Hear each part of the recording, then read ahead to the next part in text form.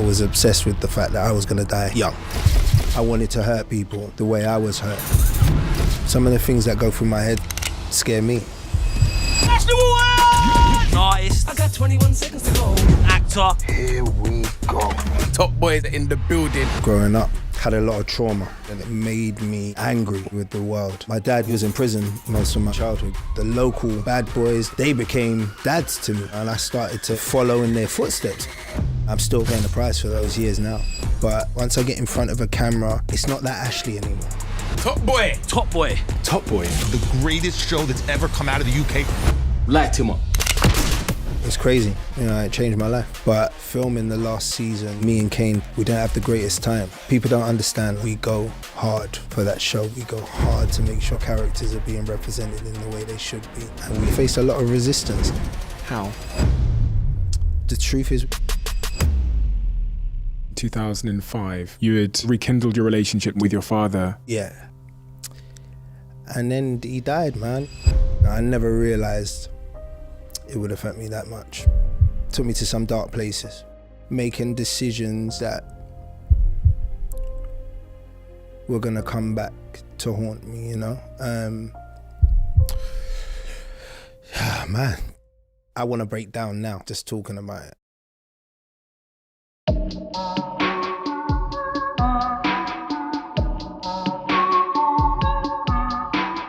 Ashley, I've got an interesting observation that I wanted to start with. The way you speak, the way you've been chatting to me before we started rolling, it almost reminds me of someone who has had a bit of therapy or has done some work on understanding the unobvious subconscious forces that are at play in their life and what you've had to delve into. Because I think, as is often the case in this podcast, I think our earliest context shapes us in a profound way, and it's something that's quite hard to unshape ourselves with, undo as we become adults. So, what is that early context that you've had to reflect on to understand yourself? Man, so where do I start?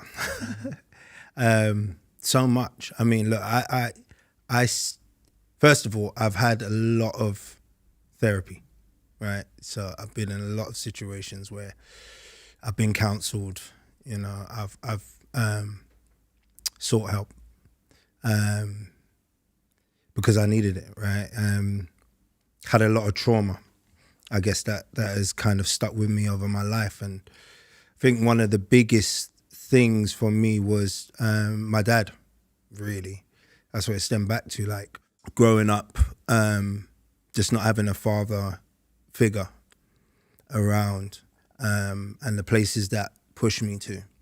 And don't get me wrong, a lot of people have gone through that and come out the other side and not been like me, but I dealt with it in a really crazy sort of way. You know, it made me angry with the world.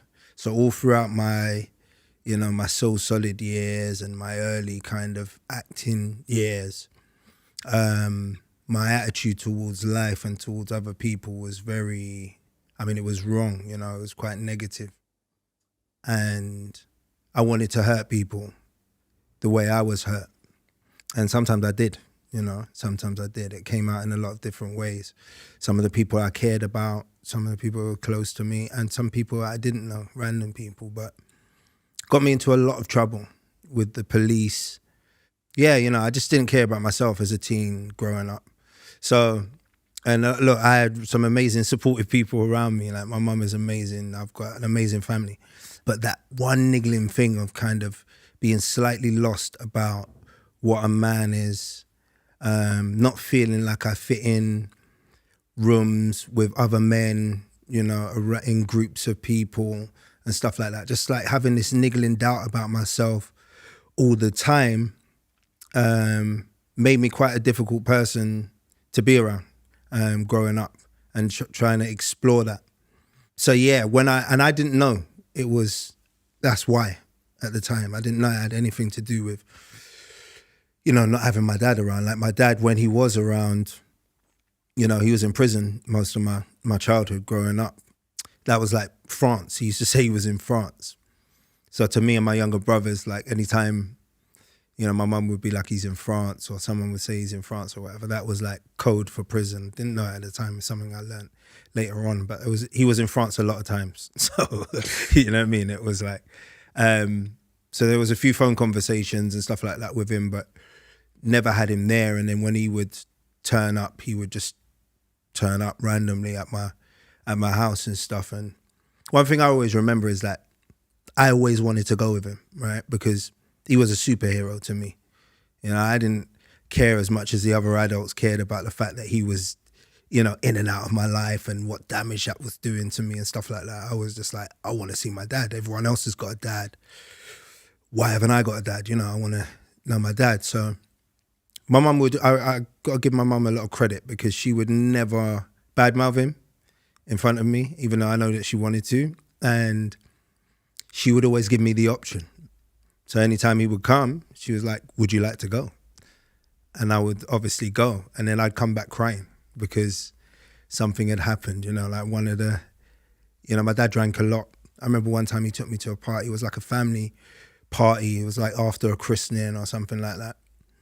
And he got so drunk and they threw him out. You know, he had a fight with someone in the party and he got thrown out. And I remember having to, like, you know, maybe like 10, 11 tops, having to carry him home, literally down the street, like carry this guy home to my grand's, to his mum's. You know, being chased by the police in the car, you know, him pushing my head down in the back. I just remember that image of him going like, look, keep your head down and stuff like that. And he was getting chased by police. And I laugh about it now. It's more an uneasy laugh that's happening. This is not me being like proud of any of this. It's just, those were my images. Those are my images and memories of like being with my dad. But without fail, my mum said, you want to go back? I'll go back, you know. I wanted a dad. He weren't the best dad, you know, but I wanted someone there. And kind of eventually when I realized, when I got a bit older and I was kind of angry with him for how he treated me, it became, I'm going to find other figures, other dad figures, other role models in my community. So the, you know, the local bad boys, the local dealers, they became dads to me. You know, and I started to follow in their footsteps a bit, do you know what I mean? And adopt the same attitude, adopt the same swagger. You know, I think even joining So Solid was never about music for me in the beginning. It was about belonging. It was about like, it was the first time, you know, I was part of a gang and there was a lot of older men in there in that group that looked after me, you know, took care of me and seemingly at the time loved me.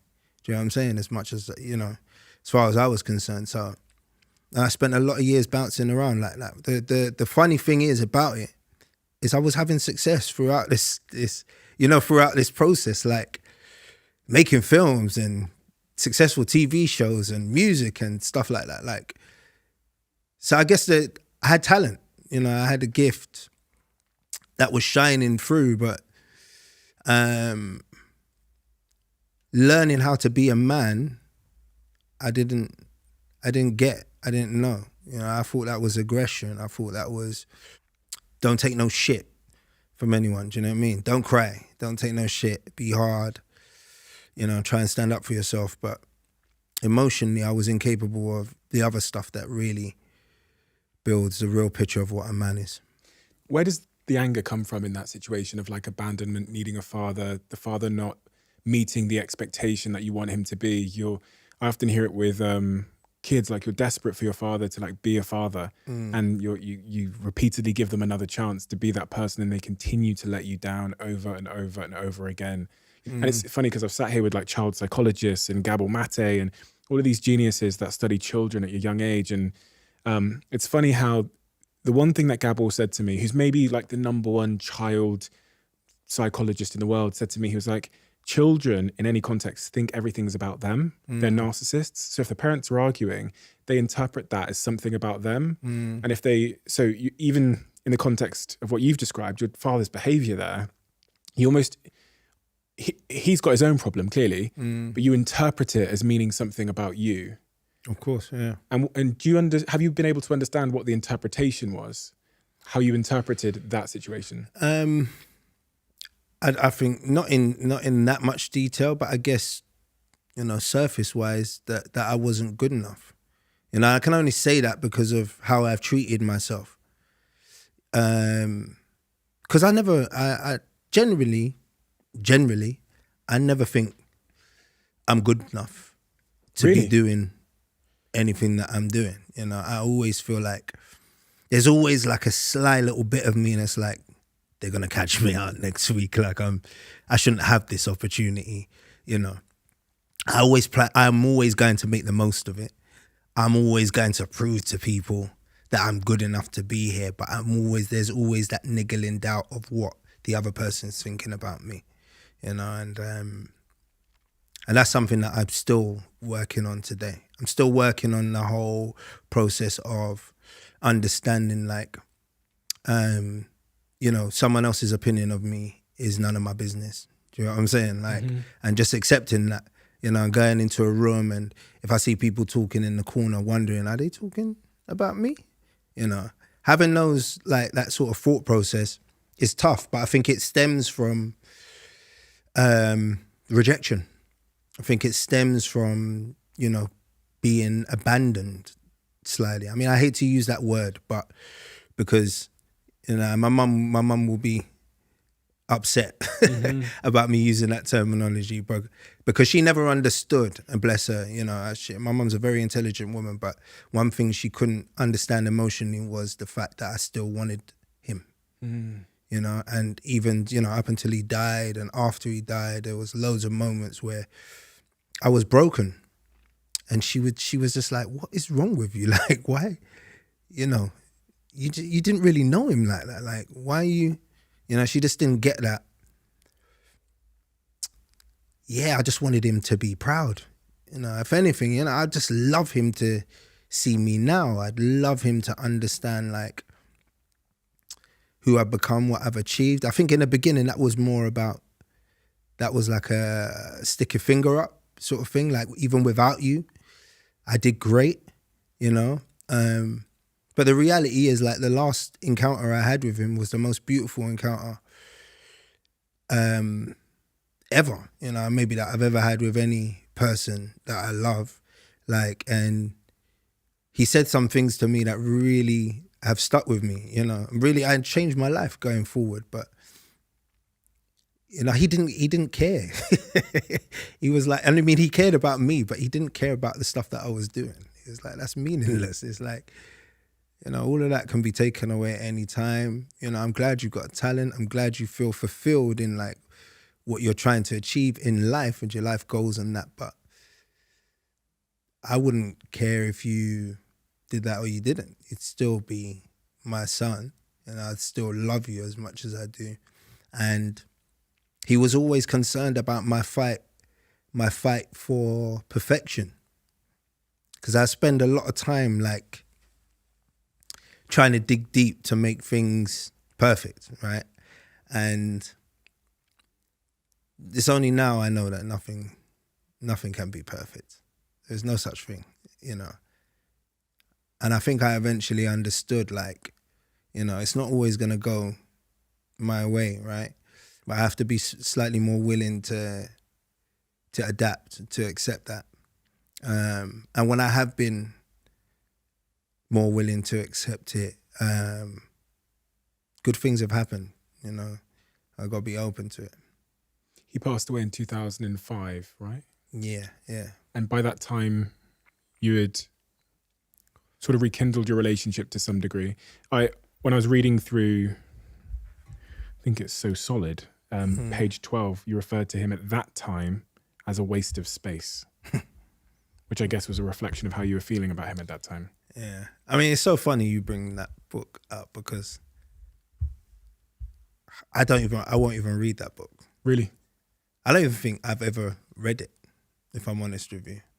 And I mean, there's not that much to read, if I'm honest. It's a lot of pictures, but yeah, probably that's how I felt for a lot of the time. I think those last 2 weeks when I was shooting Get Rich or Die Trying. I was in Canada. He forced his way out to come and see me because, you know, he knew how I felt about him and he knew he only had weeks left to live. And he was like, look, I have to come and see you. And he came and he lived with me for those like 2 weeks. And I was already in the process of like, so I had this thing back then that I was going to die when I was like 33. It'd been something that I said to my mum from a young age. And she was like, randomly one day at like 6, 7, you was like, you're going to die at 33 or whatever. And she was like, I don't know where you got that from, but you've been obsessed with that. And as an adult, I was obsessed with the fact that I was going to die young, right? I wasn't going to survive past that age. So I got someone to start filming me every day. And I got a friend to just start documenting my like daily life on camera. And when I went to Canada to shoot, I took the camera with me and just said, look, I'll get some footage myself while you're not here. My dad came and I just decided to turn the camera on. So I did. So every night, you know, while he was there, he was like, you know, go and get me some weed. This guy had lung cancer, could hardly breathe. He was like, go and get me some weed. And, you know, I'd get him some drink and stuff like that. And we'd be sitting there for hours and hours. And I'd just put the camera down on the table and that and just film him and just ask him the most random questions just about life. Like, you know, where was you? Where was you at this time? Where was you that time? Whatever. And the guy was like, for context, when I was in prison in like 2001, right? And he wrote to me a few times. And it was the first time I understood that my dad was illiterate. Like he couldn't read or write. So these letters were so like, it's just fucked up, man. It was just like, I had no idea that he had that issue. And I read these letters. I was like, wow. So that gave me another level to my hate for him. It was like, now you're dumb as well. Like, yeah. Do you know what I mean? It was like, yeah, I really don't like it. Like, I don't know. So it was evil, but it was just another excuse for me not to like him, right? So cut back to being in Canada. I sat down with him and filmed him and found out that he was one of the most intelligent people I know, just from being streetwise, just from life experience. Do you get what I'm saying? Mm-hmm. Like it actually burnt me because I didn't want him to know anything. I didn't want him to have anything to really offer me in the end when I delved deeper into who he was as a person, but all the things I was going through with women, with life, do you know what I mean? Mm-hmm. It was like, he had a wealth of knowledge that he could speak to me about. He couldn't write it down, couldn't really articulate it in the greatest way, but just listening to his kind of anecdotal sort of stories and whatever, I got what I needed to get from it. And I filmed him kind of going through it. But there was also like a huge fear as well. You know, I realized in that moment that he had genuine excuses for being the person he was. I mean, he grew up, didn't have the greatest upbringing, you know, he was in care. He was slightly neglected by his own parents, you know, and, you know, he was the bad kid of the bunch and he just kind of got pushed out and that kind of led to his life and things happened, et cetera, et cetera. But I understood it from his point of view when I heard him talk about it. And I was like, actually, okay, I can see why you would be the person that you are. And actually, maybe you did me a favor by not being there too much because who would I be? You know, would I be the person I am today? And but then, you know, after realizing I love this guy and I'm enjoying spending time with him and we were like good friends and we went to clubs together out there. This guy's like, you know, thin, like wafer thin, like on death's doorstep. And he was making the effort to come out with me and, you know, rave and do all of this stuff. And but at night, at bedtime, I laid in my bed awake every night, just staring at the ceiling, thinking he's gonna die here because he was just coughing all through the night, man. It was like, you know, like he was coughing up his lungs. Like, I was like, whoa. I was praying that it didn't happen, you know, there. And then he died, man. He'd like, you know, he left, literally got off the plane. They rushed him to hospital because he was going on the plane, rushed him to hospital. He died whilst I was filming. And, you know, it wasn't the best way that I found out. I was filming at the time. I was doing a scene with 50. And it was like a really emotional scene outside on location. And the vibe just changed on set. Like, you know, in between takes, everyone stopped talking. It was quiet. It was like this. And like, the producers were just like looking at me. And I was like, nah. I knew. Do you know what I mean? Something had happened. I knew something was wrong. And they was like, look, we're going to take a break. Just go and call home. You need to call home, Ashley. So I went to my trailer and called my partner at the time, and she was like, I'm sorry, man. I mean, he's gone. So it's tough. It was tough. It was a tough moment. It was a tough moment. Yeah, and I was broken. I was broken. I never realized it would affect me that much. It broke me. And crazy, but the one thing I remember from that moment is I went to my trailer, I broke down. Some of the actors came, like Joy Bryant, she came in and she was just like, just hugged me, and I was just crying and stuff. And 50 came in and was, and he won't remember this, and I know it wasn't malice or there's any bad intentions, but he was like, I'm sorry to hear about your dad. And they just started talking about a scene to someone, you know, when someone's like, sorry to hear about your dad, man. Anyway, whatever. And I was like, you know, talking to him after, it was like, he's been through some shit, you know, that's made him really like, but I hadn't been through anything like that. No, at that point, that was my first real kind of close encounter with death, like, and having someone that meant so much to me pass away. But my first instinct was, you know, to work, to continue working. I continued working. I flew back for the funeral for literally one day, did the funeral, and then I left. I went back to work. I just plowed through and I didn't grieve. And I haven't. You haven't? I don't think I have. You know, I don't know what you call it. Because even like now, I want to break down now, just talking about it. I don't know, it's just like 2005, right? It's like 18 years or whatever. So, I mean, is that an indication that I haven't dealt with it enough? You know, I don't know. The feelings you have towards his loss, are they complicated? Are there unanswered conversations? Is there any regrets in there? What were those feelings? Because your mother, as you said, was surprised by your reaction to his loss. From him dying, I went off the rails a bit. You know, I went off the rails a bit in the sense of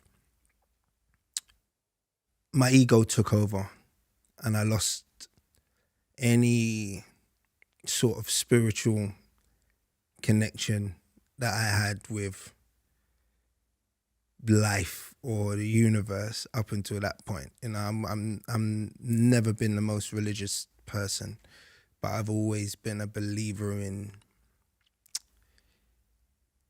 like the universal law, right? Like in if I give, I will get. You know, in the in the way that things are meant to be. You know, anything that's happened in my life has been manifested in some sort of way. You know, when I wanted to be in Soul Solid, I knew who Soul Solid were before they knew who I was. You know, and I looked in the mirror one day and said, I'm going to be in that group. You know, and I was a little boy on the streets working out ways to be, and the universe constantly bringing people around my situation that was connected to that situation, that was bridging the gap for me, you know. So I only had to, you know, focus and believe or whatever. So I believe in all that stuff. But when it come to when my dad passed, I lost a lot of those beliefs. I lost a lot of that understanding, and I became slightly like, just lost, you know, lost. I was, you know, I drank more, I cared less about myself, about where I was going and about, you know, what I wanted in life and stuff. And that led me on a different sort of journey, you know. Took me to some dark places, if I'm honest. Dark places? Yeah, man, just like definitely not making decisions, purposely making decisions in life that were gonna come back to haunt me, you know? Like, I mean, a big thing for me was like my relationship at the time. I gave up on, you know, I gave up on it. I became quite like promiscuous. You know, I abused the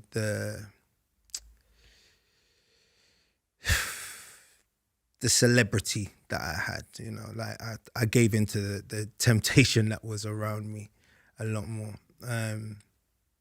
You know, and I really hurt my first partner by being that person. And actually that resulted in me having 2 kids out of my relationship. You know, so 2 of my children, who I love dearly, you know, came from that situation. But I think that was like a big part of my, like, you know, my reckless sort of rebellious sort of attitude. And I mean, the only way I can put it is that I came before everyone at that point. You know, me and my ego, and like the world revolved around me. And I think before that point, even though I did have moments of being quite wayward and whatever, I was still caring, loving Ashley. You know, that's how I grew up. But yeah, I definitely came out of my box from that point on. And I guess to me at the time, it was like, you only live once. You know, I don't fear anyone. Whatever happens, happens. It was that whole thing that was going on. But yeah, I'm still paying the price for those years now. I think this is fascinating. I looked at the back end of our YouTube channel, and it says that since this channel started, 69.9% of you that watch it frequently haven't yet hit the subscribe button. So I have a favor to ask you. If you've ever watched this channel and enjoyed the content, if you're enjoying this episode right now, please could I ask a small favor? Please hit the subscribe button. Helps this channel more than I can explain. And I promise, if you do that, to return the favor, we will make this show better and better and better and better and better. That's a promise I'm willing to make you if you hit the subscribe button. Do we have a deal? Those tapes, have you still got them? It's another upsetting story, man. Like, so I set up a production company, me and a good friend of mine at the time.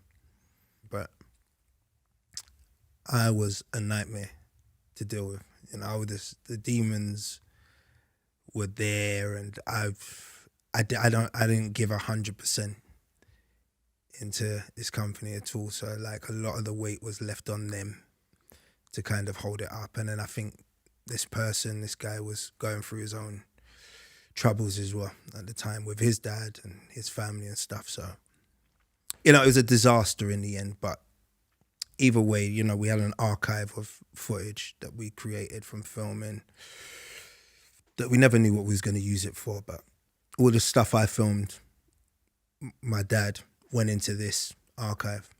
And when the company actually was dissolved and, you know, we kind of fell out at that point, he took all the tapes and the footage.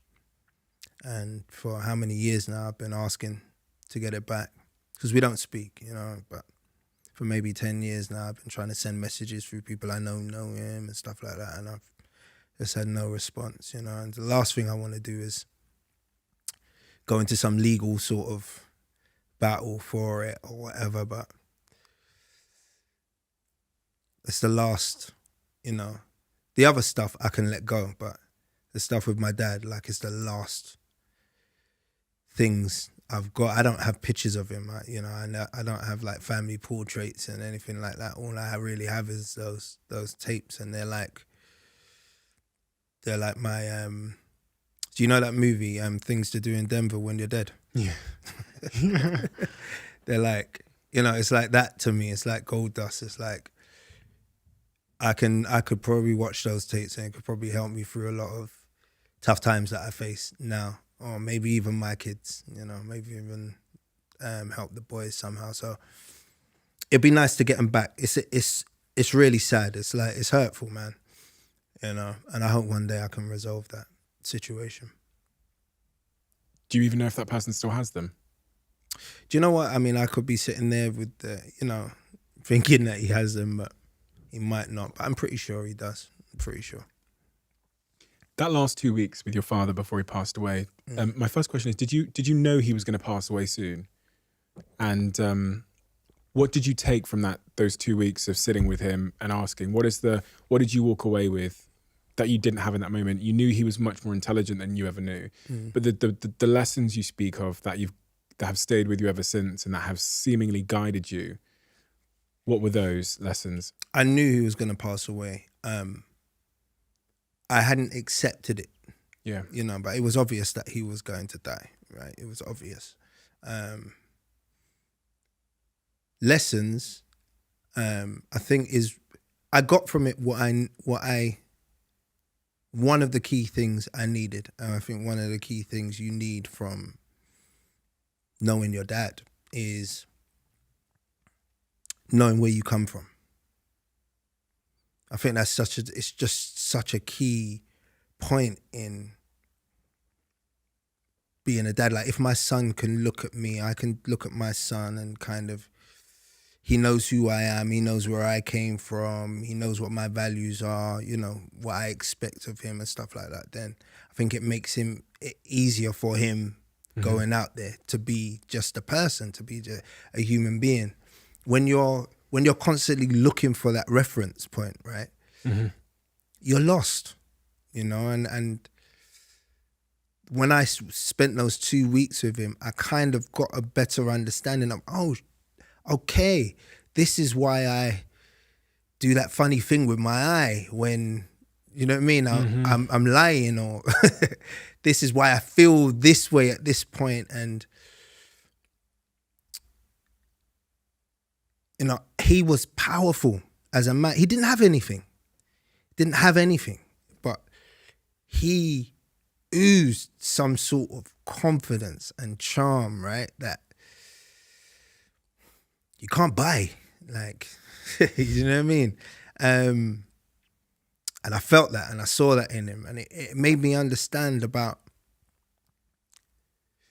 I should feel more like that by myself. Do you know what I mean? I should feel more powerful. Look, you don't have to be a dickhead, you know, when you're confident. Doesn't have to come across that way. But he had that, like, that level of confidence with like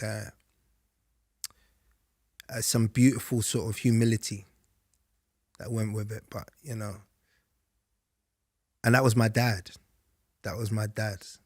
So it made me know that I can be that person, you know. that I don't need to doubt myself as much as I do. And he stripped away from me. He constantly, in that little time I spent with him, he stripped away all the, because I was like hiding myself in success. I've got this, I've got this watch, I've got this car, this coat, and staying in this apartment and this and that or whatever. And he didn't give a shit about any of that. And I don't know whether he was doing it on purpose, but he genuinely was like, well, I mean, it's good. You know what I mean? But, and he knew a lot more about me than I thought he did. So he'd paid attention somehow. But I walked away from that meeting, that encounter, knowing that he loved me and knowing that he was proud of me. You know, he was proud. And that was good enough. What would you say to him if he was listening now? I think I didn't tell him thank you. No, I hope he didn't get on that plane feeling like,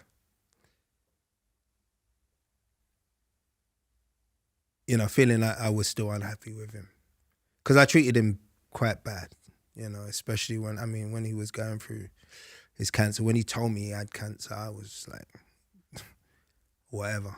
Like, I don't even believe you. You're probably just saying it because you want me to talk to you. You know, that was my attitude towards him in that period of time. That's how much anger I was holding. So, you know, I let go of a lot of that whilst we was together.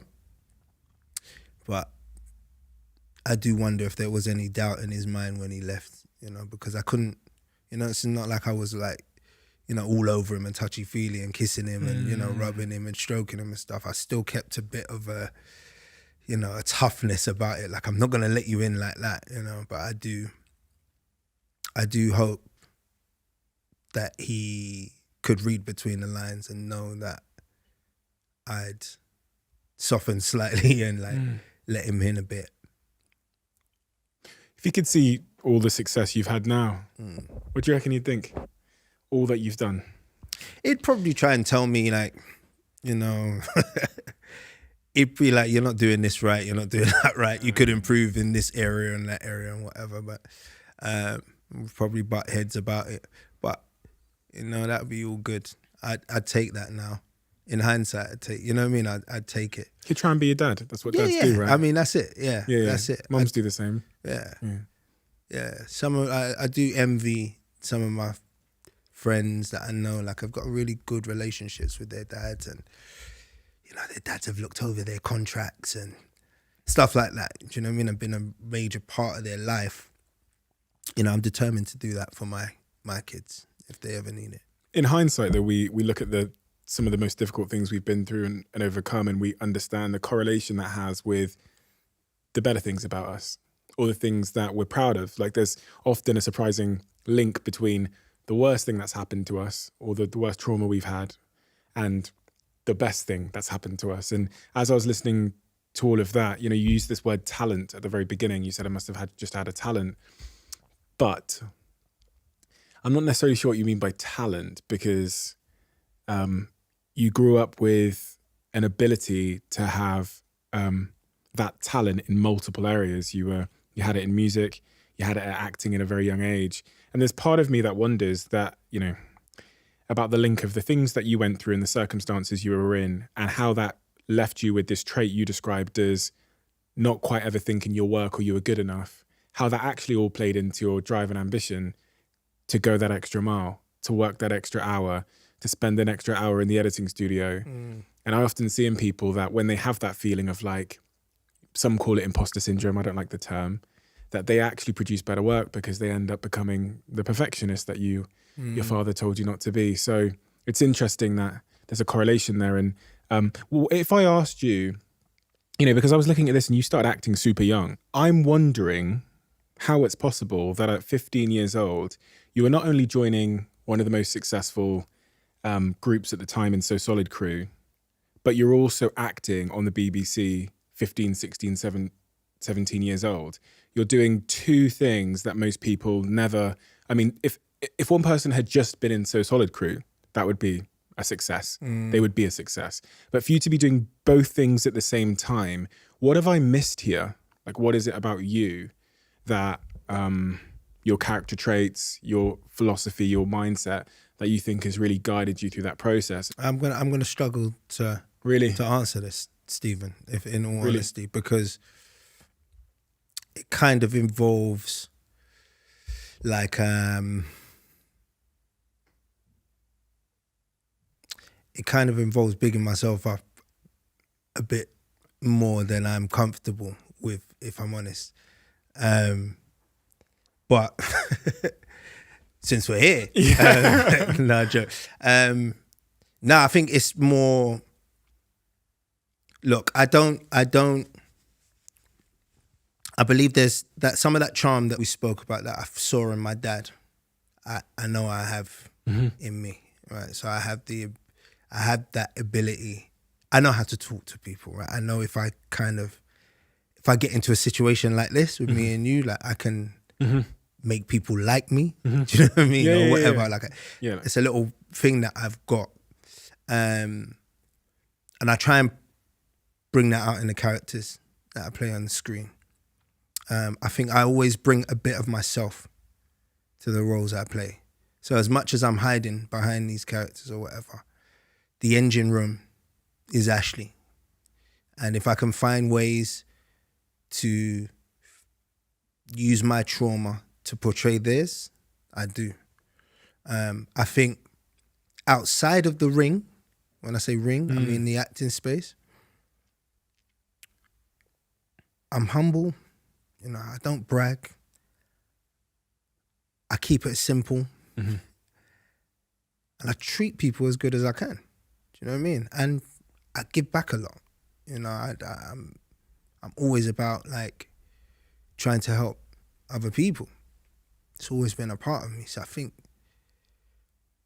that's helped move me forward.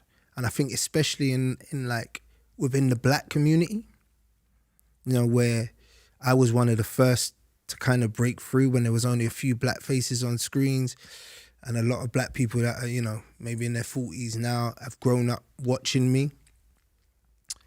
That's the Ashley that they know. You know, I think I've always been quite accessible. I've never like turned my back on, you know, where I came from, you know. For some reason, in some way, I've managed to stay in that place where it's like, oh, it's Ash. Yeah. You know what I mean? I'm like, you haven't lost sight of yourself. Yeah, it's like people are comfortable around me. This is why, like, still to this day, you know, a lot of people are like, bro, why are you just walking down the street? Or why are you just on the train? Or why are you just sitting in this? Like, because I can.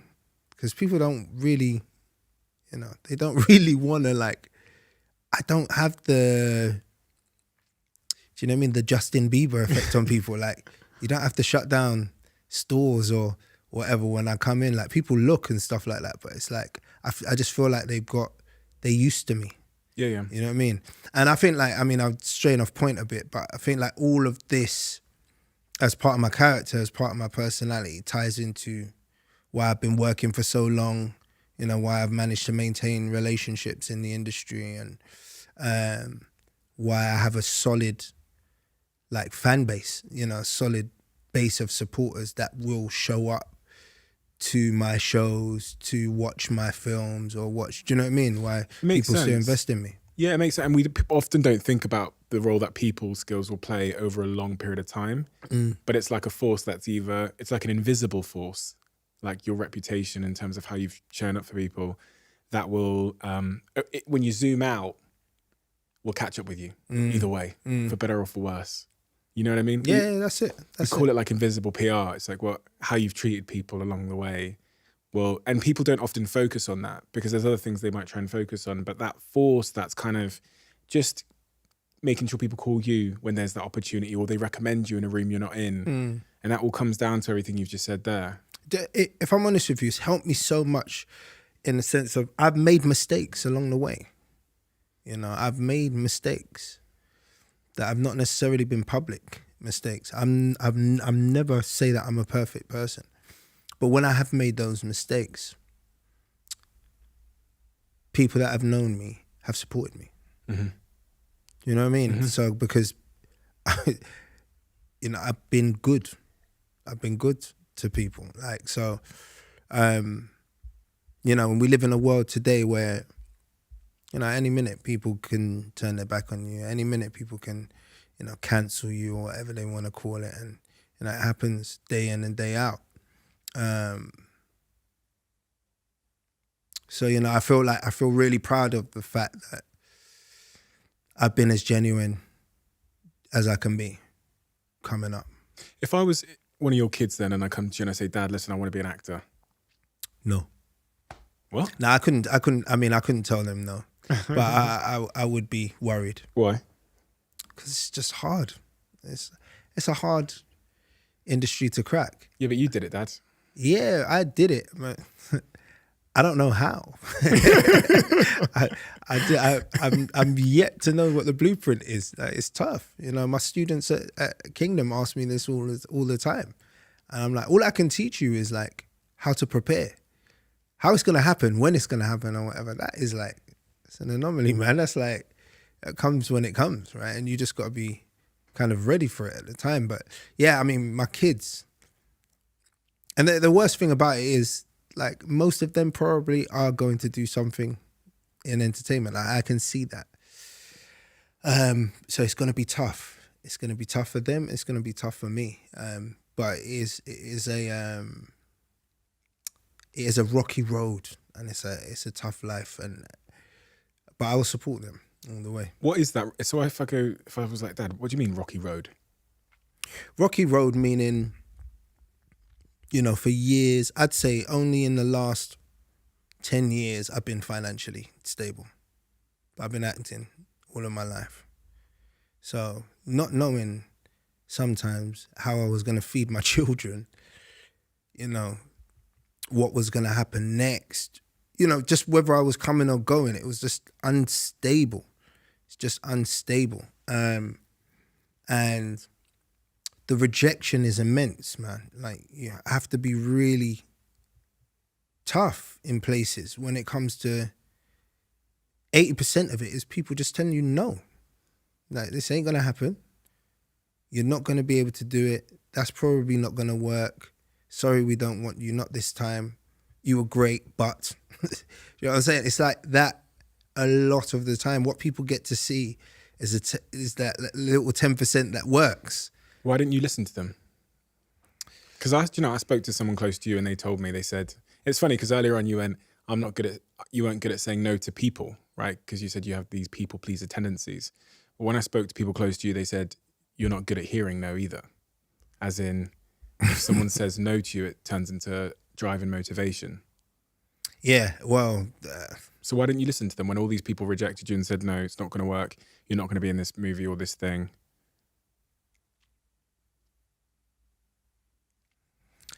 It's kind of thrown me a bit. Now I'm thinking about who you spoke to. Yeah, but people are in your team. They say that, you know, when someone says no to you, like, you can't direct Ashley. Yeah. You go, you know. Yeah. No, I mean, I have that, but I'm not like, I don't have it in a way of like. Not in a rude way, but it turns into motivation. It does. Yeah, it does. You know, when I'm silent, that's when people should worry about me. Because, you know, that's when I'm thinking how to get around you, or how to do that thing that you said I can't do. But when someone says you can't do something, Ashley Walters, you can't do that. How does that feel? I don't like to. I mean, it doesn't feel good. It doesn't feel good, especially when I know there's a way, and especially when I know that I can, you know, or I believe that I can. I just prefer people to let me try. And if it fails, then we can both agree, maybe it wasn't going to work the way I said it was. And we try a different way, or we don't revisit it. But I need the opportunity to to bring how I feel to the table. And yeah, there have been times where I have accepted like it's not going to work or whatever, and I've regretted it after because someone else has come and done it. So I think I've got tougher with that over the years, and like the directing thing was one of those things, because I was told, like, you know, you can't direct. It was my own show that I created. And it was like, nah, you haven't got enough experience. It was like, yeah, I've watched some of the directors you brought on here. Neither have they. I've got more experience than them. I've been filming since I was like 7. And to hear that is like, you know, it's a kick in the teeth. But I went to my business partner after that. I was like, how do we change this? And he was like, well, if you're serious about it, let's make a short film. So well, we're making a short film. We went and made a short film. Got some money from Sky, made this short film. And that came out. But I think actually what happened in that process was I liked it. I wasn't expecting to like directing so much. At that point, it was about, you want experience, I'm going to get you experience, the best experience that you could possibly have. But actually throughout the process, I was like, nah, I like this, man. I enjoy this process. And that's spiraled into me doing more. Yeah. You said, you talked about Kingdom there. Those students that come to you, that you mentor, that ask you, you know, you said, okay, you can't help them figure out how and when it's going to happen, but you can get them prepared. What is preparation for the life you've lived? Boy. Well, I make a point of always saying to them, like, if you come here trying to have my journey, you're gonna have to go to prison, you know, lose your dad, this, that, wherever. I told them all the negative things that's happened, because that's what's made me.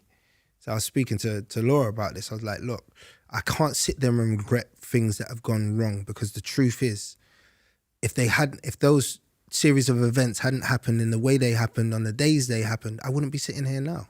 You know, I wouldn't have all the great things that I have, the kids and this and that. Any little thing that was different might have changed the whole course of my life.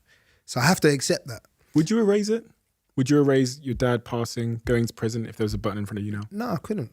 No. Really? I couldn't. Well, if I erased that, then I might have, you know, like that picture in Back to the Future, where he's like, when he's not getting home or something, like, and his brother starts to fade away, his sister starts to fade. It's like, if I erased that and brought my dad back, I might erase like 4 of my children. Do you know what I mean? Actually, 6 degrees of separation, you might not be here. Yeah, that's true. You never know, right? So, no, I couldn't. You have to live with it. And I say this to students. It's like, so it's not about the journey. It's about how you use your journey, and more importantly, enjoying the journey. Because I tell you now, Stephen, it's not that enjoyable where I am. The best parts of what I've achieved has been along the way. Do you know what I mean? Mm-hmm. The people I've met, the fun I've had doing things, the filming, the memories, this and that or whatever. Actually, looking back, the challenges, the people saying no, so what I had to do to get around that, to get there and whatever. Actually, like, I think when you clock the game, it's like, oh. I'm not saying I've clocked it, but I'm saying I can see with the people that I know that are like in that space where they've kind of like, there's not much more to do. I think it's pretty boring. Like, I don't envy them, you know? I don't envy them. I may want that Lambo, but I don't envy where they're at, yeah. Yeah, like, you know, that space that they're in, because there's nothing much more to achieve, it feels like. And I'm always like, I have to have a fix. Like, there has to be something else. Like, can be very fickle like that. Like, I can be very focused and determined and whatever. And now, like, I'm doing this Disney show, and it's like I've shot the Disney show and, you know, I'm editing, but I want it to end now, because I want to do another show. So let me play out the scenario then, Ashley. It was funny because as you were saying that, I was imagining someone coming into your life and saying, Ashley, you can't work for another 2 years. You just got to sit at home. But then I remembered we had that. Oh, yeah. The pandemic. Yeah. How did you respond to that? Not well. Sitting down is not good for me. You know, I mean, my wife and I, we can rarely go on holiday together because what she wants to do is read books she didn't get to read and lie on sun lounges and stuff. And I'm like, I can't live like that.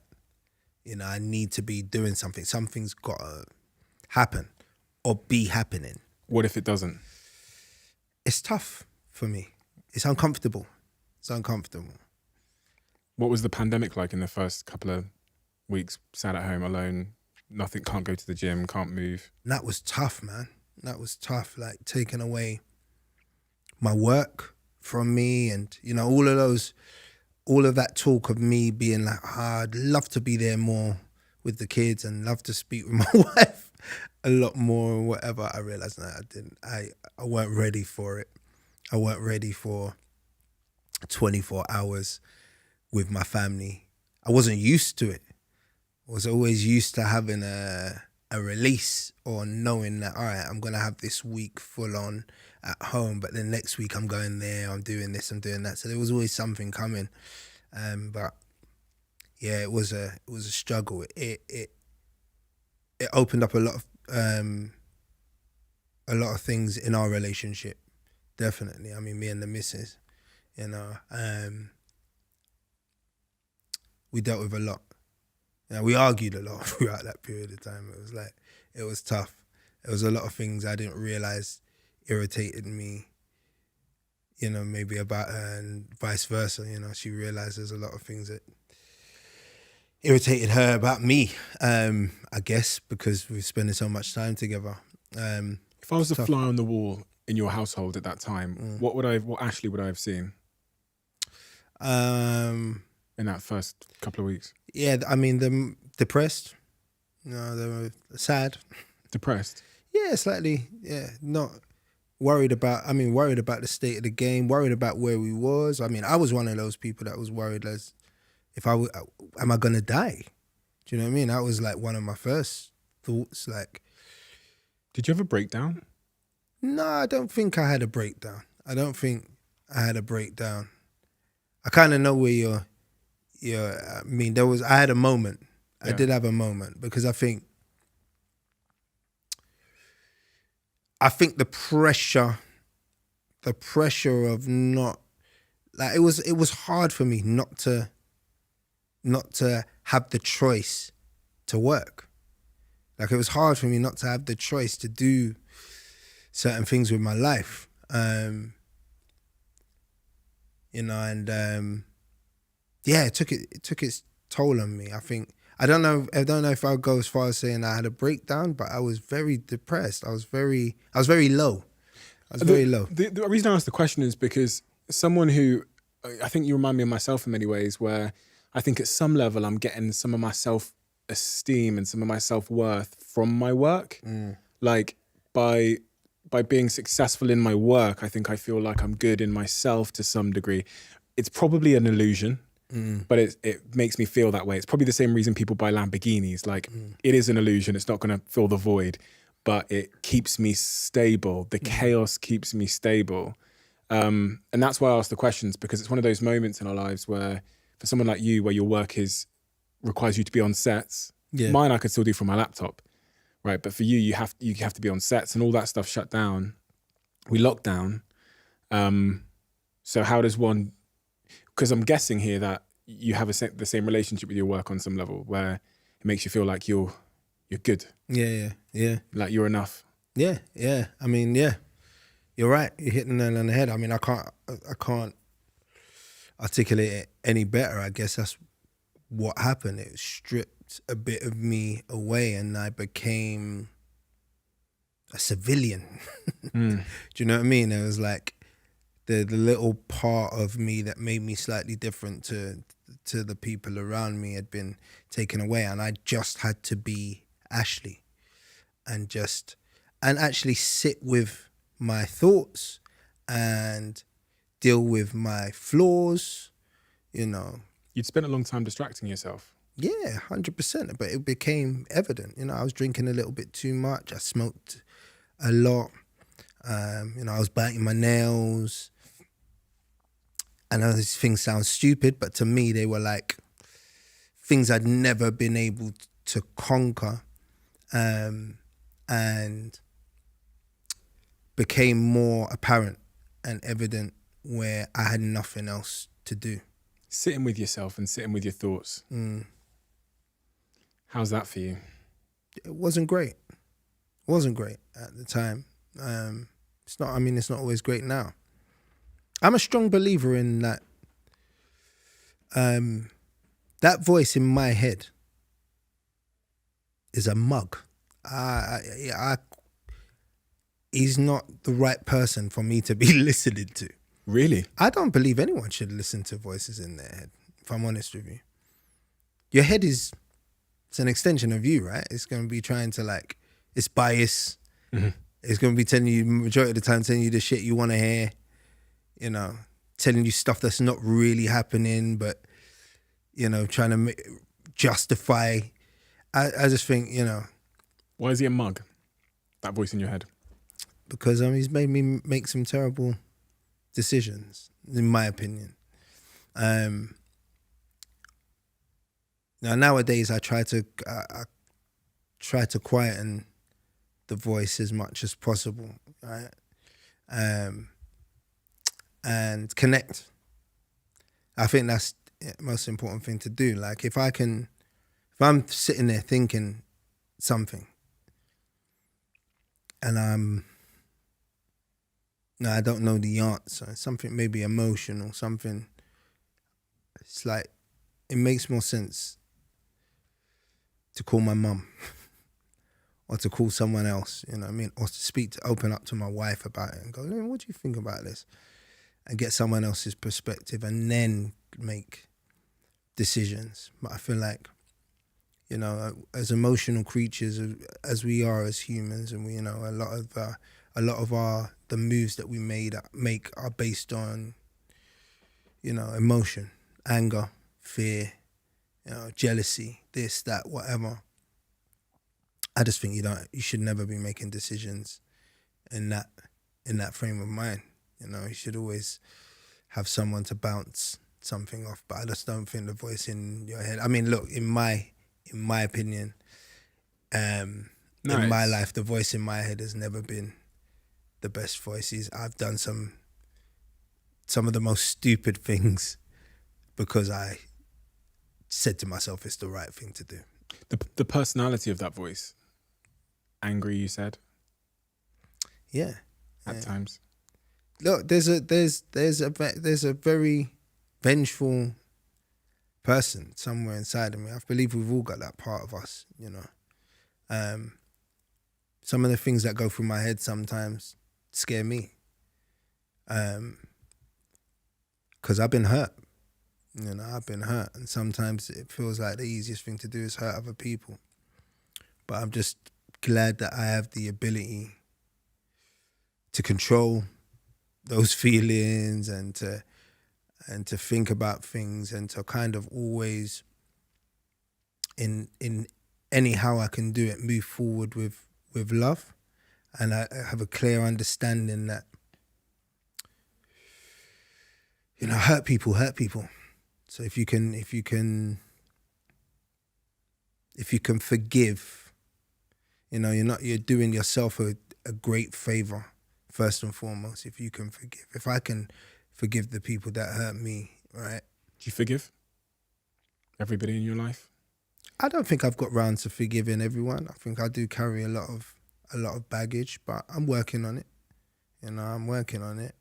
And I'm working on making amends with other people as well that maybe don't forgive me, you know?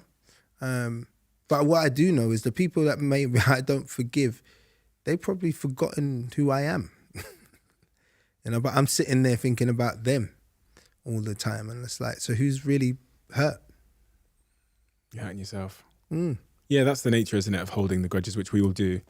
But it does no damage to the other person, does it? I remember reading that quote one day, and it was like, forgiving someone is like letting a prisoner go and realizing in doing so that you were the prisoner the whole time.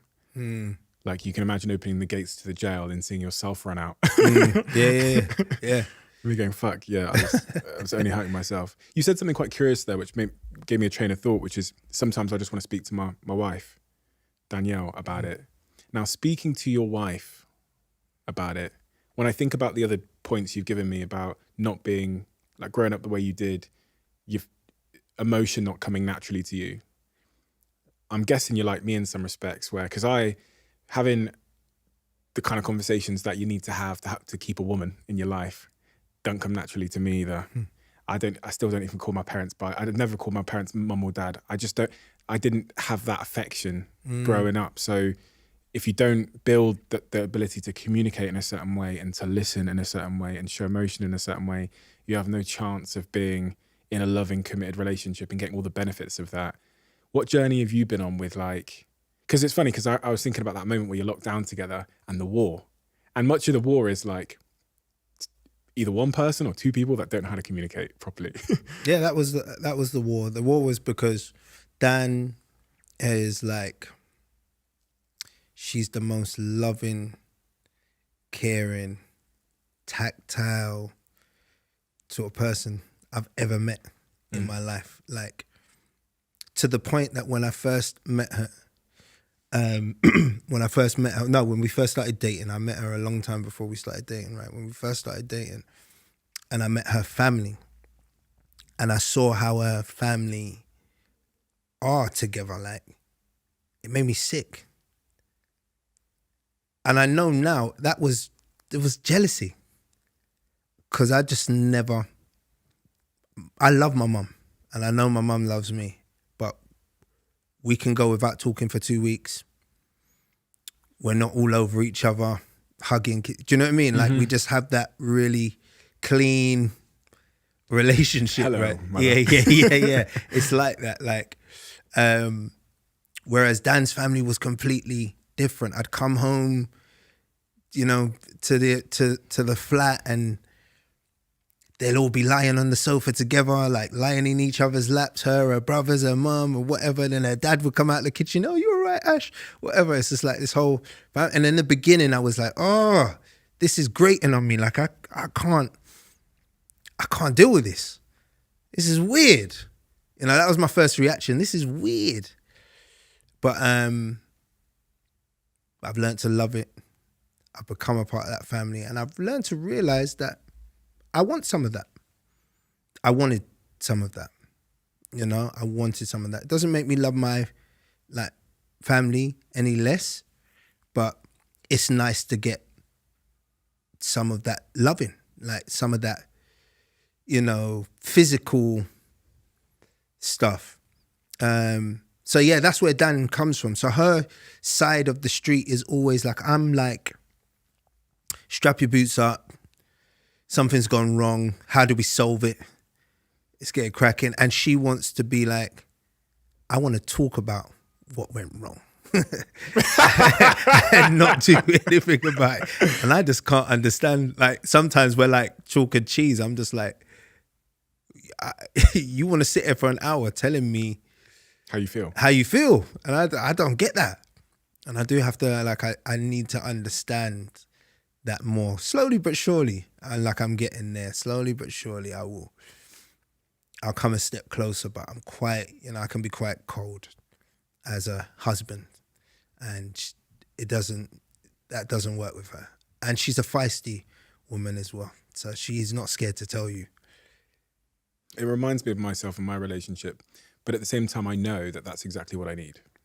Because imagine if I was in a relationship with someone like me, it would be all too one way. So it's almost like the other person is a counterbalance, and they're pulling a side out of me that's actually beneficial for me. And I've seen it's beneficial for me, but I ain't given it willingly. Yeah. You know what I mean? I'm kicking and screaming. I'm kicking and screaming. She's going to be cracking up at this, because I don't even know whether she understands that I know. That's how I am. And so, you know, but I get it, and I struggle I struggle with it, but it's something that I like, on a daily basis. I'm just trying to give it more. And you're right, you're completely right. It's like, it helps me in everything else that I'm doing, kind of bringing that side of me out. Do you have any ideas where that came from? I guess in one respect, I think about it in my own context. I go, I never learned that. No one ever told me that. So it's like alien behavior. But there is a part of me that at a deep level, I feel uncomfortable with it. Like there's something about when my girlfriend wants to sit down for an hour and talk about how she's feeling and the situation we're in and stuff, where I kind of get a bit of an allergic reaction to it. And I kind of want to run, and I kind of just want to like, what can I do to fix it now? Like, do you know what I mean? Yeah. What can I press, buy, say, just to end it, to fix it? Because something about me feels uncomfortable sharing my emotions. Is it a defense thing in me? You know what I'm saying? Like, is it, or did I just not learn how to do it? Or is it both? I think it's a combination of both. Like I know for me, I definitely haven't learned how to do that. I don't know how to. I was saying it to a friend yesterday. I was like, because he was talking about his wife and stuff, and like she's working now and he's not working, and her job finishes at like 2 a.m. She gets home about 3, and then she wants to tell him about her day whilst they're in bed. And he's like, he doesn't want to hear it because it makes him feel like he wants to go and beat up her boss. Because the stuff that she's telling him is like, so he gets angry about it and it's like, starts to hold resentments or whatever. But he keeps his mouth shut. And I said, I can't do that. Because what happens with me is I cannot just listen. Do you know what I mean? I've worked that out now. Like it burns me to keep my mouth shut because I want to solve it for you. You're a fixer. Yeah, I'm a fixer. I feel like that's what I need to do. There's no world where I feel like you're telling me something just for me to listen to it. Like that's crazy to me. So I feel like when you're telling me something, it's like, all right, so you want me to, you could be just saying, I walked down the street, I fell over or whatever, and, that happened like last week or whatever. So I'm like, so should we book an appointment? Do you need to, should we x-ray your foot? Like I need to do something. And I think the key to, but that's, my mum has been like that. My mum was, shut up. How are you going to fix it? So you learn. Be quiet. What you know what I mean? What's your next steps? How are you going to make this? What you want to go there? Write me a business plan. That's what I went through in my life. Communication was for the precursor to take some action. Yeah, it wasn't as a way to connect. Yeah, it weren't about so let's sit down and just talk about each other's days. I was like, God, that must be difficult. In terms of like, if I'm Danny, your partner, and she comes from that background, she must have taken her a lot of work to understand you, that it's not that you don't love her. It's none of that, because that's how that must feel, that coldness. Shall I be honest with you? Please. It feels like that to her now. Yeah, I don't think she understands. Yeah. I mean, I'm hoping somewhere deep down she does, because she's still rocking with me. Have you told her though? Have you told her this? Because I feel like you probably find it easier to talk to me than to say it to her. About the sort of person that I am. Yeah, all of the stuff you said, like you said today. Yeah, I mean, we do a lot of work on it. We're in counselling, every week, and like we discuss it, we talk about it. I think the issue has been, up until that point, being in a room where someone's slightly mediating and helping to pull things out of you. Mm-hmm. I haven't felt comfortable enough to be honest with her, personally. Mm-hmm. But I think that's happening more now. And there's ways, we're learning ways to kind of talk about issues that we have with each other. And you're a dad now, so you've got kids, so you must think about how that sort of generational cycle you talked about with your father, then you, is then going to play out in the next generation. 100%, yeah. I mean, I carry a lot of fear for that because it hasn't gone great with all of my children. I don't have the greatest relationship with all of my kids, especially my older ones. You had those when you were 17, those kids at 17, 18 years old. Yeah. You went to jail at 19 years old. So you were absent for much of that period. Yeah.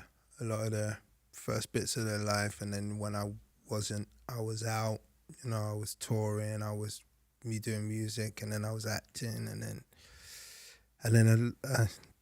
I mean, if I'm honest with you, a lot of the other times, like I didn't care enough. I didn't, I cared about them. I loved my children, but I didn't want the adult responsibilities that came with it, and I didn't want to sacrifice, what I needed to do, in order to give to them. So for a long period of time, I was like, I was not there in the way that I should be, and I know that I felt I'm slightly paying the price for that now. What is the price for that? I feel like there's a slight distance between me and my older kids. There's a lack of trust there,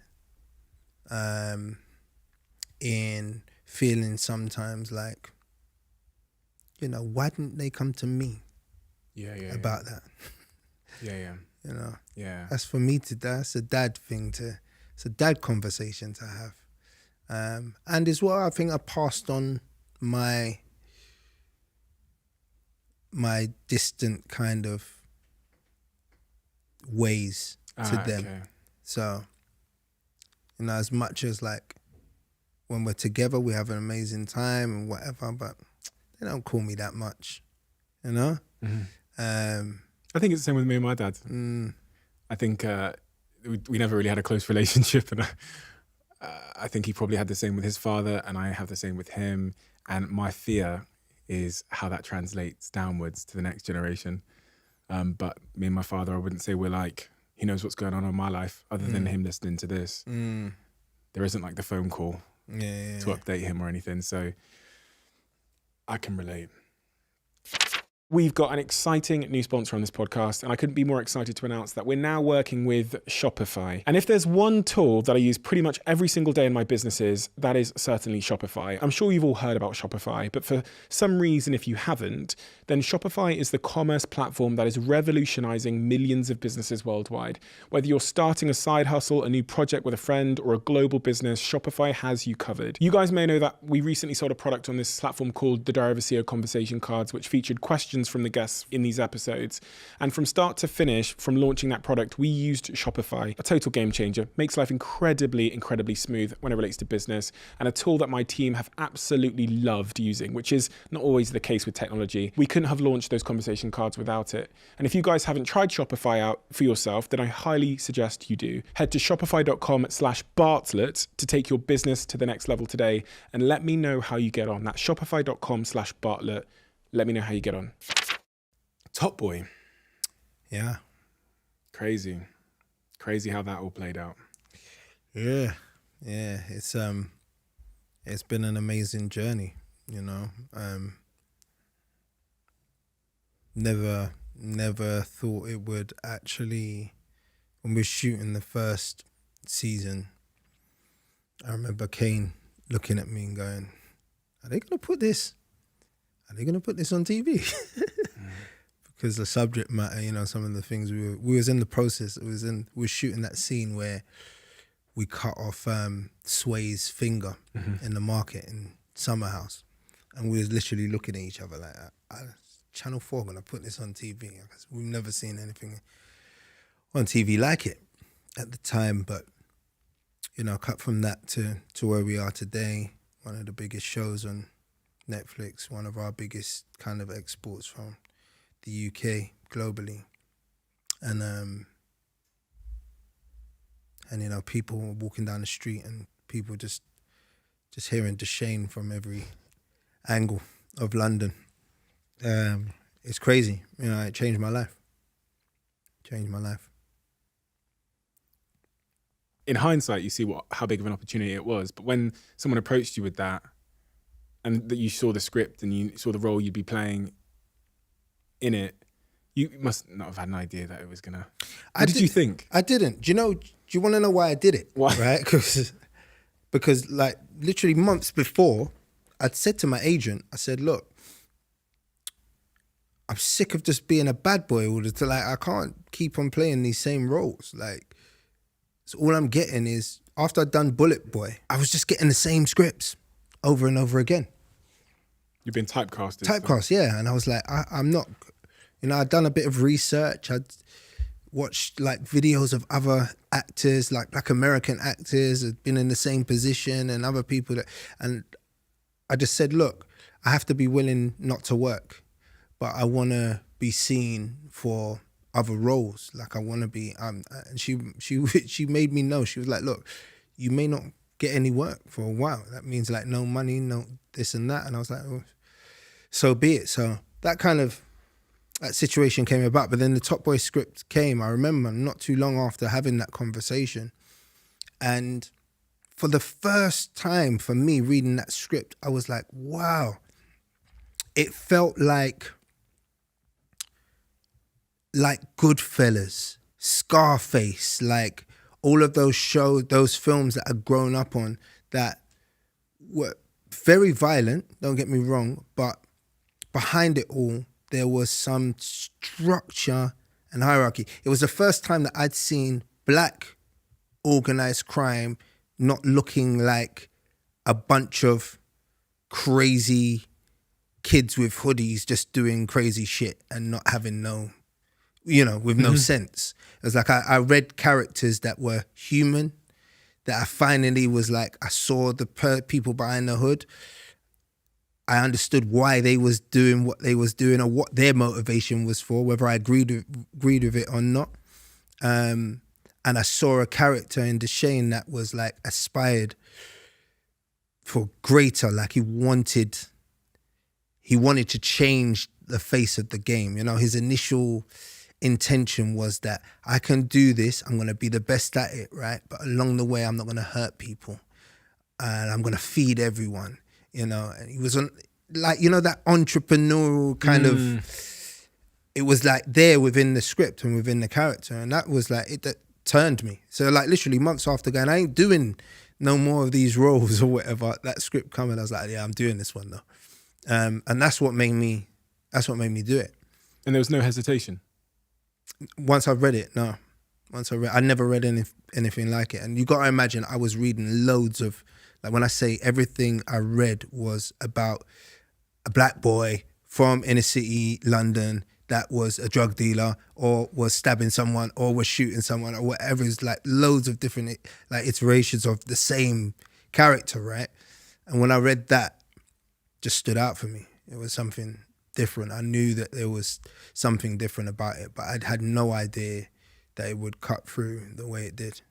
Channel 4 just didn't do a third series, right? They stopped at 2 series. Why was that?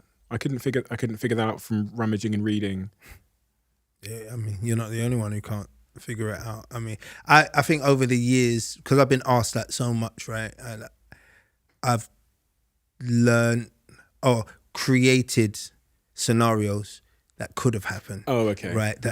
So I don't know, but I do think there was a change of guard around the time that it was this third season should have been commissioned. Yeah. And I feel like when that happens,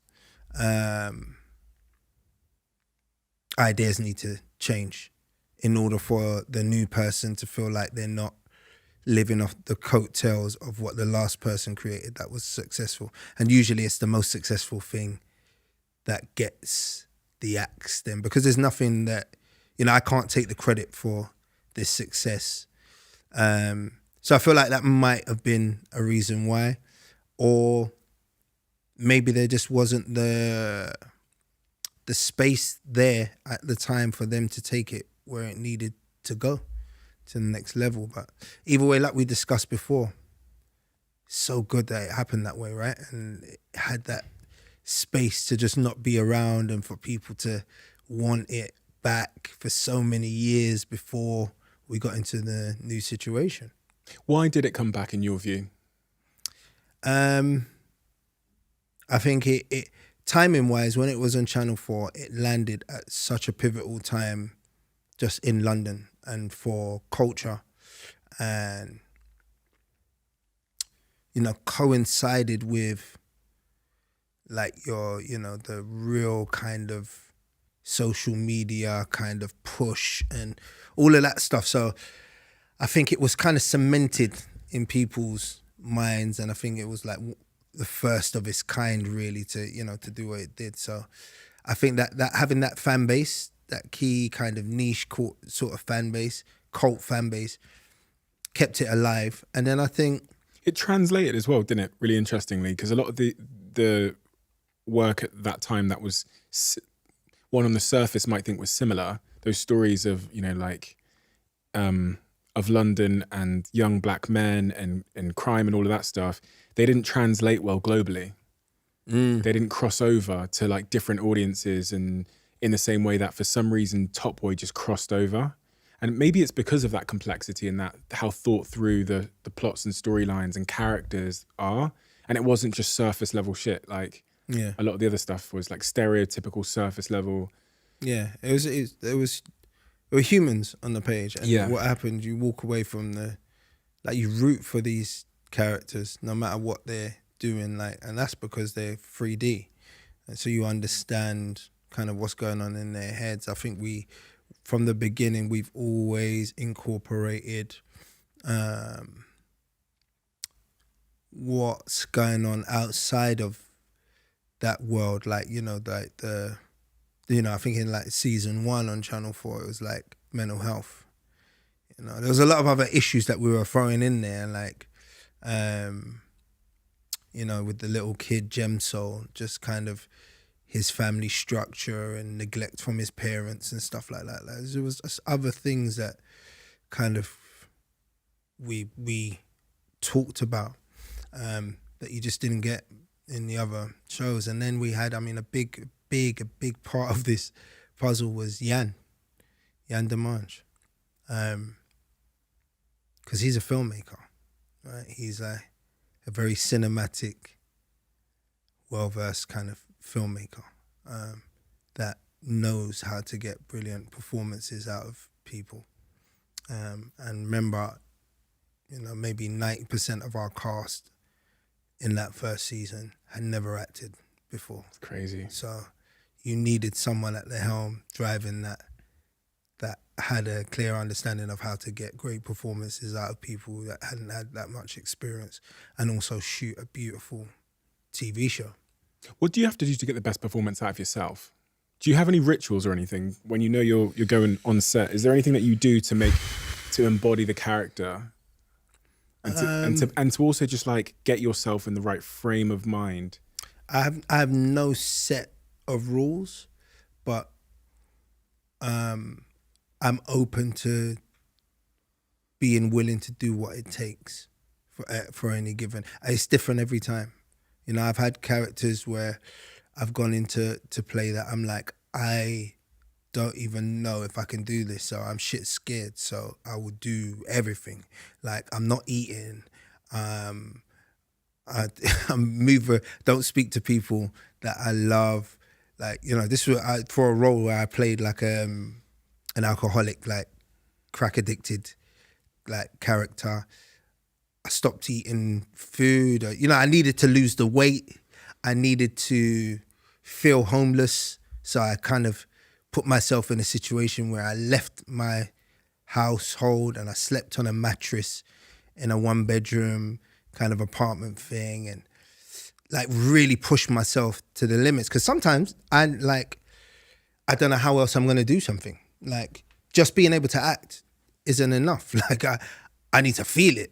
Like, I need to, And then there's other times where I'm like, actually, I don't need to do that much. Like, I know this person, like, quite well. You know, I need to be well versed on who that character is, what their backstory is, so I can be free, like when I'm in the moment. But you know, I'm not one of these guys that have like a set of rules, and a lot of the time I believe less is more. You know, I don't want to be over prepared, because then I feel like there's no vulnerability. You know. So it gets picked up by Netflix. Yeah. And it becomes a mega show, one of their biggest shows of all time. Life changes for you hugely. You go on this journey for another 2 seasons on Netflix, and then you have one final season on its way. How do you feel about that?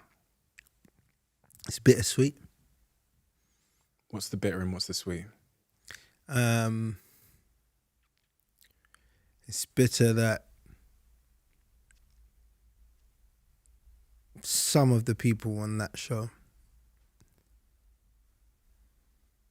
that I've worked with the whole time and been doing it, I like my family, you know?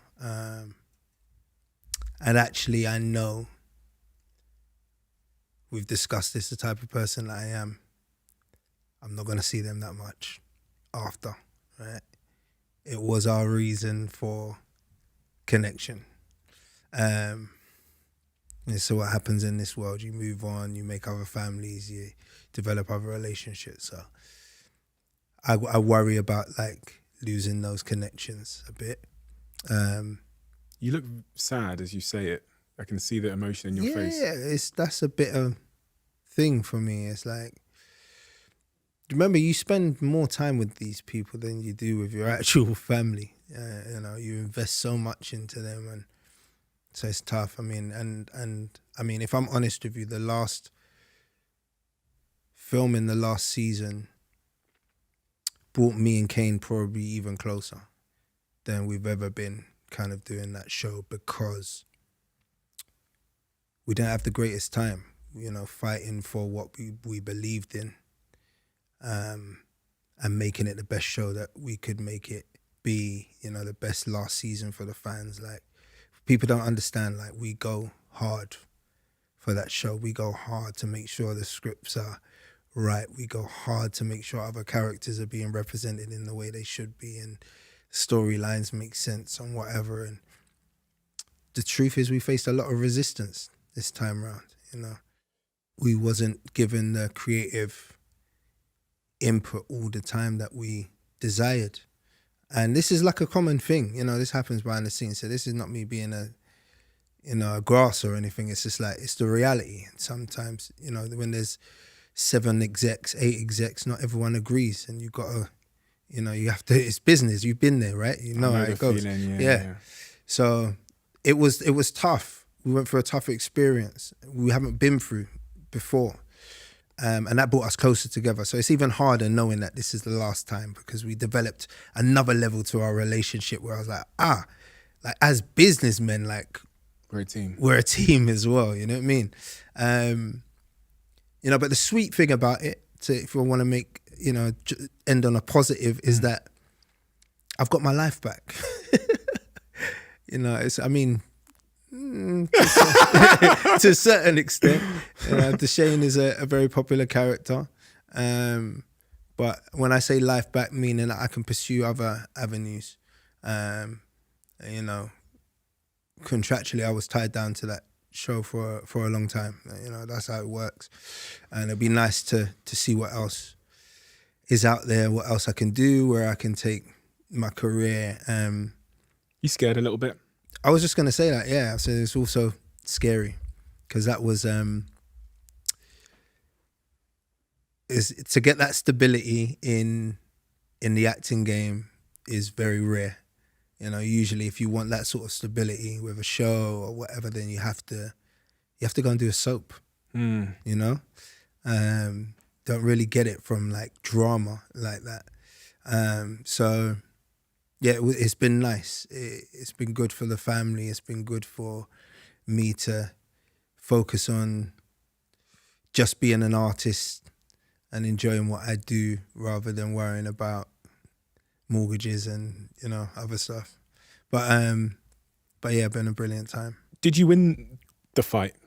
When I say the fight, you two were fighting to have the show be the way you want it to be. Are you happy with how it's ended up this final season? Yeah. Yeah. I mean, look, I wouldn't say necessarily that we won. But I think the process of pushing back and fighting for what you believe in always, without doing that, I don't think we would have got to where we got to. I think that the push and pull that happens within that process is what makes the show as good as it is. You'll never be able to see the impact it's had on young people's lives all around the world and perceptions shifting and all of these things. But if you were to try and define that, what is the impact you think the show's had on culture, on the world? Exactly that. I think if I can define it, it will be. I had a meeting today, with like a Nigerian man that owns like a record label, a very famous record label, right, and production company. And we sat down today and we was talking, and he was like, "Thank you, because it's made his job a lot easier." You know, I had the same conversation with Giggs, who spends a lot of time in the States, and he was like, I don't have to explain myself anymore when I go out there. Like, around the world, they now, because of the show, they kind of know where I come from. You know, so when it comes to marketing or whatever, do you know what I mean? Like announcing yourself when you go somewhere into a new territory or whatever, it's like there is an association for them to have. And I think that's what the show has done. It's kind of taken us from cups of tea and biscuits and period drama and maybe Notting Hill or whatever, you know, stuff like that, to the rest of the world kind of understanding that, you know, and there's another side to what we have. And I think as a foundation, as a way of opening the door into the international market, accepting what we export, I think is really good. I think now from here we should push on into telling black stories that don't necessarily have to be from the same world as Top Boy. You know, there should be black detectives, there should be black superheroes, there should be black, you know, the boundaries are, you know, they're endless, but I think that it's really opened the door internationally for like people trusting in what we give them. We have a closing tradition on this podcast where the last guest leaves a question in my diary for the next guest, not knowing who they're going to leave it for. Sick. The question in the diary left for you is, you've got one phone call left to your children. What do you say to them? Ooh.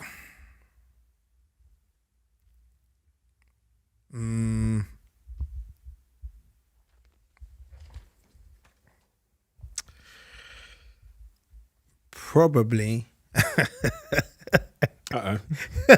Oh, shit.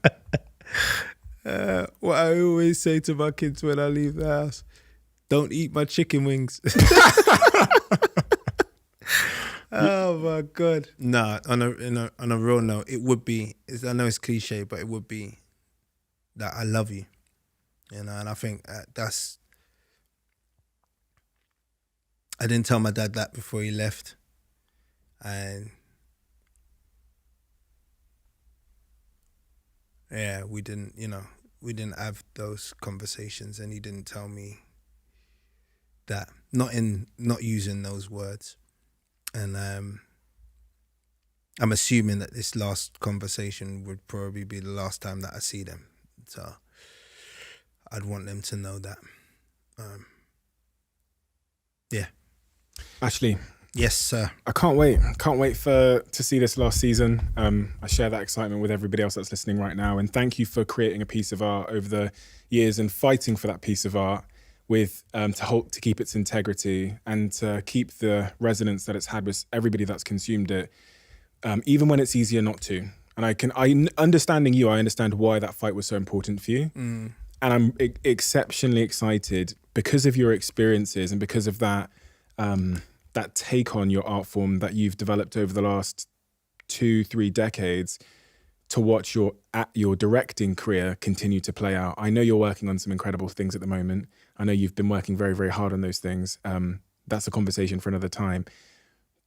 But if it's anything like a lot of the art you've created in your life, and if it has that perspective, that integrity and that personality, I think it's going to have equal impact on the world that Top Boy and all of the other projects you've been involved in over the last 2.5 decades have had on people. That is a really, really special thing. And as I say, it couldn't have happened to a more deserving individual, in my opinion. I think it's weird to have this feeling that I'm so happy you've had this in your life, and I'm so excited to see what plays out for you. I know it's going to be something special because although you talk about talent, I'm not quite convinced that it's just a God-given talent alone. I think there's a ton of hard work, dedication, perfectionism, love, craft, dedication, kindness, people skills. I think there's a lot of perspective. I think there's a lot of hardship. There's a lot of rebounding. There's a lot of rejection that you've had to overcome to get here. And that's a very admirable thing that we can all be inspired by, and that we are. So thank you, Ashley. Thank you for taking the time, and thank you for your generosity. Thank you, man. Thank you for having me. It's been so good to be here. Quick one. You guys know that for years now, my office has quite literally been everywhere. On a plane, in the back of my car, in a terminal, in an airport, or on a train. You name it, I've probably worked there. Ever since I started my first business at 19 years old, I've been working on the move. All I need is Wi-Fi, a desk, and my headphones, and I'm set. And one of the places that has always had my back when I'm struggling to find an office is WeWork. I've been using WeWork for years now. Whether it's in Manchester, London, Manhattan, or LA, WeWork is easy. It literally requires no thinking. There's no stress of finding the perfect working location. WeWork does it all for you. Plenty of desk space, meeting rooms, collaboration spaces, drinks, snacks, it's all there. So for your next remote working trip away from the office, or if you want a new fresh space to work in, then don't just work anywhere. WeWork might just be your answer. And you can get 25% off your first 6 months of WeWork All Access by using code CEOWORKS. That's one word, CEOWORKS. And to redeem this offer, visit we.co/CEOWORKS. As you may know, this podcast is sponsored by Huel. If you're living under a rock, you might have missed that. And Huel has such a wide range of products now, but there is a great way to try all of them. This is the Huel Bestseller Bundle, perfectly curated so that you can try all of the favorite products and decide which ones are your favorites. The Bestseller Bundle has a range of meals and bars, including the iconic Huel shaker, the pot, and a free t-shirt, which if you've got the free Huel t-shirt, you'll understand how well that t-shirt fits. I'm not just saying that, it really, really is phenomenal. If you've heard me talking about Huel, but haven't tried it for some reason, then this is a great option for you to get to know the range and find the product that works best for you. I've tried every single Huel product in the boardroom, in the development laboratories, and in my home. And there's a couple of products which have just revolutionized my life because they meet the requirements that I'm looking for. So if you're looking to try Huel for the first time and to get into it and to join the Hooligan family, I'd highly recommend you try this out.